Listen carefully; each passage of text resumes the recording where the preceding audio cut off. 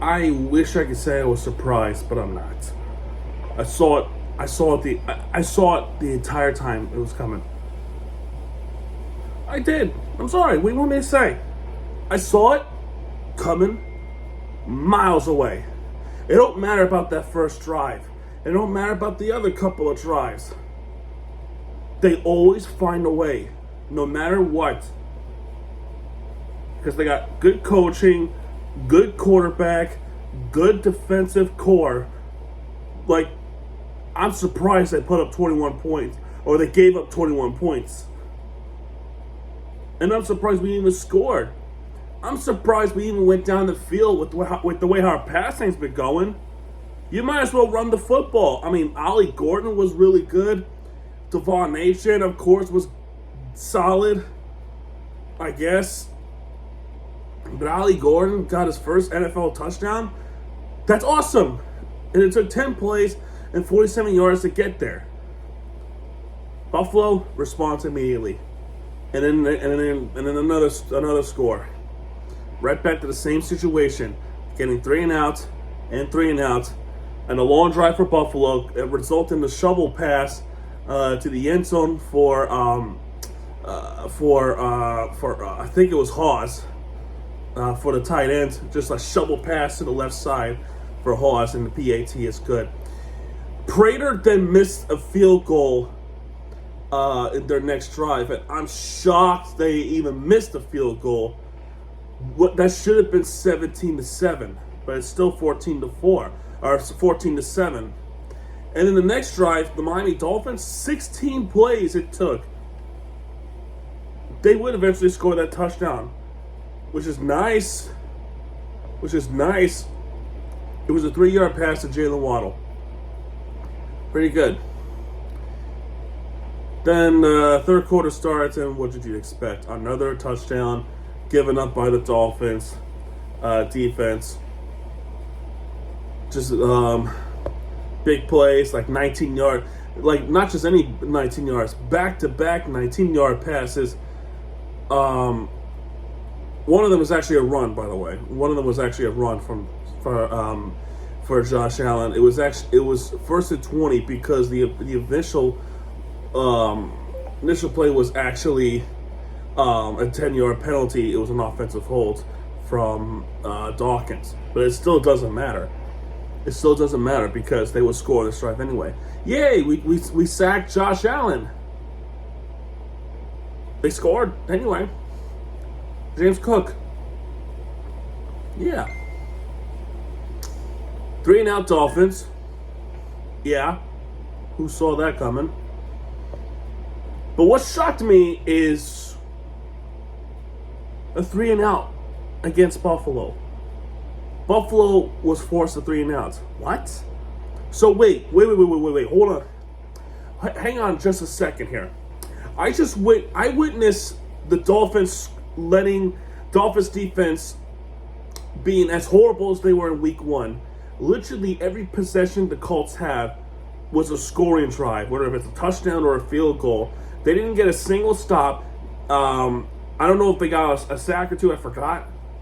And then the next game against the Patriots, where they do get the sack or two, they still were not. There was still no 3 and outs in that game against the Patriots. You have a 3 and out against Buffalo, one of the best teams right now. What? So this team is capable? Are you joking me? So does the defense show up wherever it feels like it? Is that what you're telling me? It didn't matter because we also got a 3 and out. But then we forced Buffalo to punt the football anyway. And then the next drive, it took 9 plays, but the Dolphins were able to score a touchdown for Tyreek Hill to the right side. Everyone coming together to celebrate, but not for long. Not for long, and this is going to drive me crazy.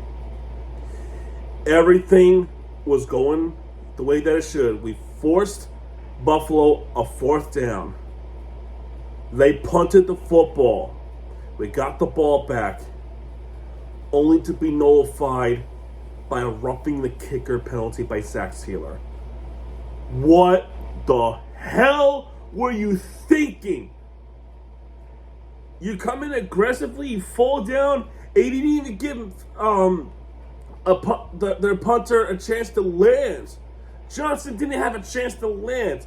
That is a dumb move by Sealer. And bro, I was praising this guy.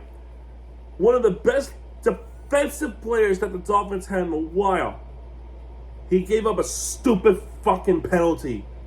A stupid penalty that revives the Bills' drive. And then guess what happened? Seriously, I want you to take a guess what happened at the end of this drive. You guessed it. Shakir gets a touchdown pass from Josh Allen, which was 15 yards. Who could have seen that one coming? I surely did. I knew it was going to happen. Because our defense was horrible. And then every time something goes right for the Dolphins, they end up doing something stupid at the end of the good sequence, or they just blatantly got comfortable and lost confidence. This is what it means. This is what happens with the Dolphins. Something bad happens, they lose confidence. And that's bullshit. As a coach, you should have said something. Another good drive. 13-yard pass. Good running plays that will get them the first down. 11-yard pass. Going all the way to the Buffalo 21. And Tua throws another interception. This is to Bernard. And the game was pretty much over. They kicked the field. Prater kicks a field goal to seal the deal. And that's it. The final score is 31-21 Buffalo. Here's the guarantees. Death, taxes, and Miami losing in Buffalo. That is a guarantee. Sure, they made it competitive. I'm surprised they made it competitive. But at the end of the day, the result every year is the same. It's the same every year.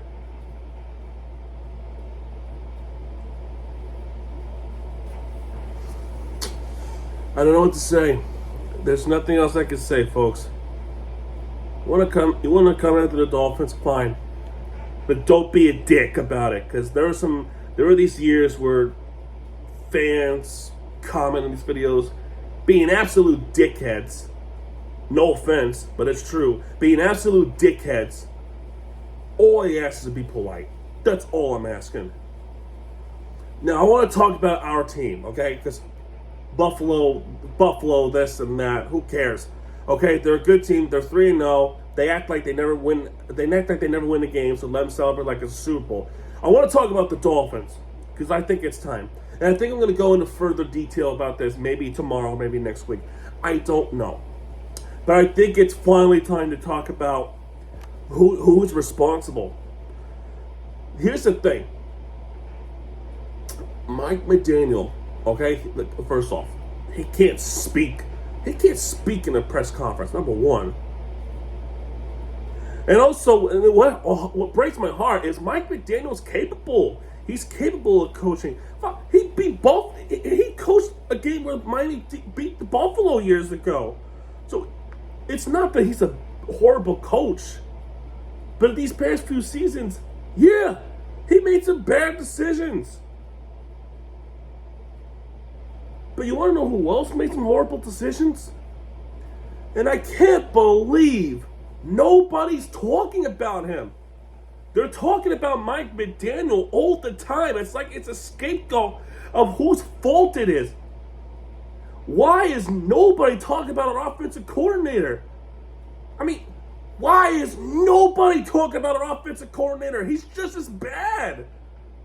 He's also making the offensive play calling and then passing along to Mike McDaniel. Why is nobody talking about him? Why? It makes no sense to just say, it's Mike McDaniel. No, it's also the offensive coordinator. Who is play calling these? Screen passes on first down and third down? What are we doing? You see what I'm saying? It can't be just always Mike McDaniel. Yes, Mike McDaniel, he needs to take responsibility, and he should take responsibility. But why is nobody talking about an offensive coordinator? Seriously, it's so screwed up. Second, Anthony Weaver. Oh boy. Let me just say this. Who in the right mind, after these past few games, we want him as a head coach? Where is that logic? Let me recap again. The first week, allowed a score at every possession against the Indianapolis Colts, against Daniel Jones. No, in week 2, the streak continues up to 13 possessions in a row where the Patriots scored a couple of touchdowns and a field goal. That dates all the way back to week 18. Third quarter of week 18. You see what I'm saying? If we, hypothetically speaking, if we fire Mike McDaniel, why should we make Anthony Weaver a head coach? That makes no sense at all. To be fair with Weaver, this defensive secondary keeps getting hurt. We don't have Cater Kohu, okay? We lost Jalen Ramsey in a trade, which, by the way, Ramsey got his swagger back and got his grit attitude that he never showed with the Dolphins. And Jonnu Smith's playing like Jonnu Smith, which leads me to number 3. And I'm going to go into this either tomorrow or next week. Grier. Why does he still have this job? This is the result of his moves. These are the results with Grier's moves that ends up hurting the Dolphins. And I hate to revisit this, but it's true. It is true. Why does he still have this job? Why? I don't care about the coaching staff at this moment. Why does he have a have a job at GM? He made moves that made no sense, and people defended this trade with Mika Fitzpatrick. People defend this trade as like this is a blockbusting trade and Miami wins the trade. Did we win the trade? I knew it was going to happen. Why do you think I was angry when they traded away Jonnu Smith? Why do you think I was so pissed off? Because now, I mean, Tua barely has help from the tight ends. Sure, Julian Hill had some decent plays, but that one play gets called back by a freaking penalty. There's no discipline. There's no nothing, no tight end. It's just Jalen Waddle, Tyreek Hill, which, by the way, I don't know how you can underthrow or overthrow that when Tyreek Hill was right at that spot. And number 4. And this is one of this fans' wet dream to watch Tua fail every time. That's his wet dream. We're supposed to be the fan base that supports our players. Nobody supports Tua.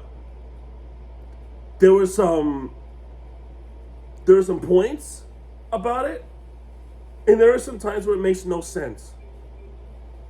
And it goes back to Grier. No O-line, no protection. Our secondary, no secondary, our defense exposed. Especially our O-line. No O-line, no protection. However, then you got to go back with Tua's decisions. And my God, those interceptions are unbelievably bad. My God, man.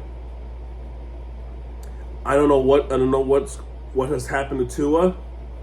Actually, I may have known. I think the money got into his head, and he just doesn't care anymore. I don't care. I don't care what you think of it. My point stands.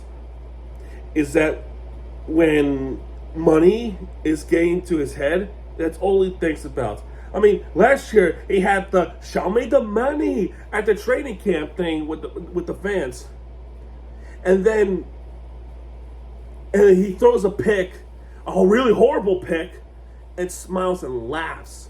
He laughs about it on the sideline. I'm sure you guys were seeing this in week 1 and week 2 somewhat. That part I get behind. Is if you don't care, why the hell should we support you? I may go into further detail on this tomorrow. I don't know if it's tomorrow or I should give it like another week.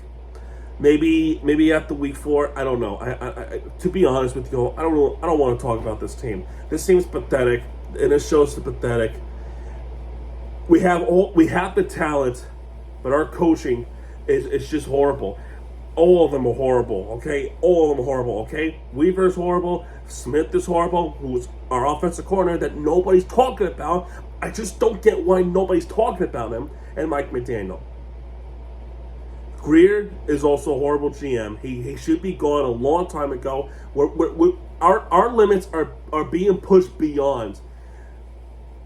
You wonder why we're getting so fed up with this, because there's clearly some disconnect. I mean, fuck's sake, you can send him to Michigan if that makes you happy. Get him to Detroit if that makes you happy. But, my God, do something. And I'm going to point out one more thing. Fire our fucking training, our training staff. Fire them all. What they're doing is hurting our players. That's all I'm going to say. I might do another video tomorrow, or I should give it another week. I don't know. You guys make a decision. But my God, don't be a dick. All right, I'm done. I'll see you guys. Whatever. All right, have a good night, everybody. 0-3. Oh, and we have another national televised game on Monday night against the Jets. All right. I'll see you guys, whatever. All right, good night, folks.